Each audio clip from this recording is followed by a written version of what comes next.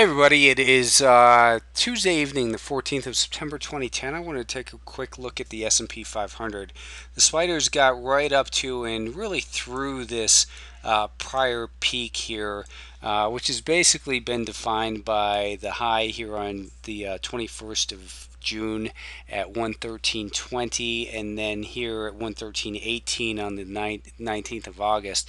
Well, today we had seen the market get up through that level at 113.29, and that a lot of times brings in a lot of money as far as thinking, hey, it's a breakout. But really, my question there is, if you're really buying what you think is a breakout, what you have to ask yourself always is what I talk about a lot is, where does the market come from? Where does it have the potential to encounter resistance, or where does it have the potential to go before it's likely to encounter that resistance?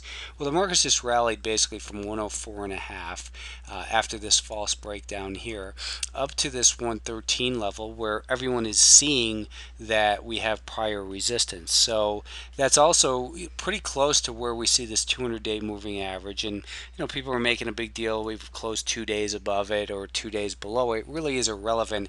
It's pretty much flatline for the year. If you take a look at the closing basis from December 31st, we are positive for now. That could change in a day's notice, really. But we've had this really nice uptrend here since this gap higher, and it's been a beautiful series of higher highs and higher lows above the rising 5-day moving average. The problem is it's getting a little bit extended here, and when we shrink it down to that 10-minute time frame, we can see here this trend line kind of comes into play.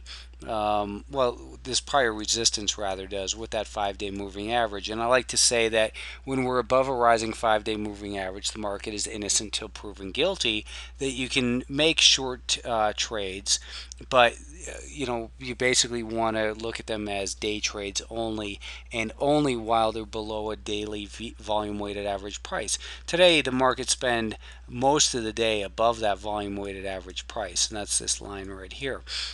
So looking at where have we come from, we've come a very strong, we've had a strong rally, that is, here over the last 2 weeks, and right up to a level that's really on a lot of people's radar as resistance. Doesn't mean it will be resistance again.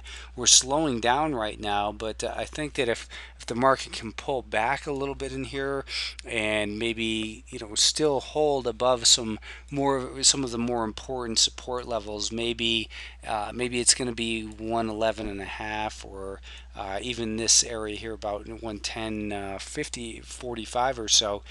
If it can hold above there and not really break down, then that inverted head and shoulders pattern on the weekly time frame really could have a chance of playing out here. And it seems obvious fundamentally that the market should not rally, but the market likes to take surprise the majority of participants, and this is really a big line here. So again, you have to look at it and say, where have we come from?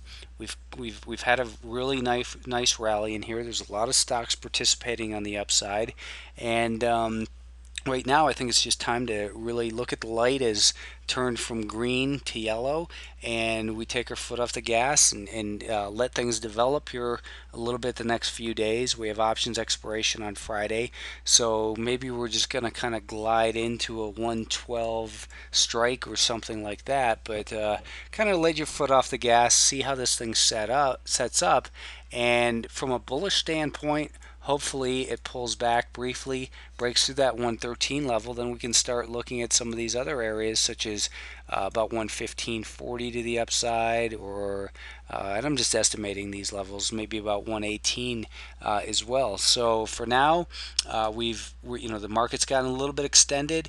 You want to be making sure that you're not one of the people who gives back the gains that you've experienced over the last couple of weeks. That's what a smart trader does, and wait for more evidence to reveal itself from the market.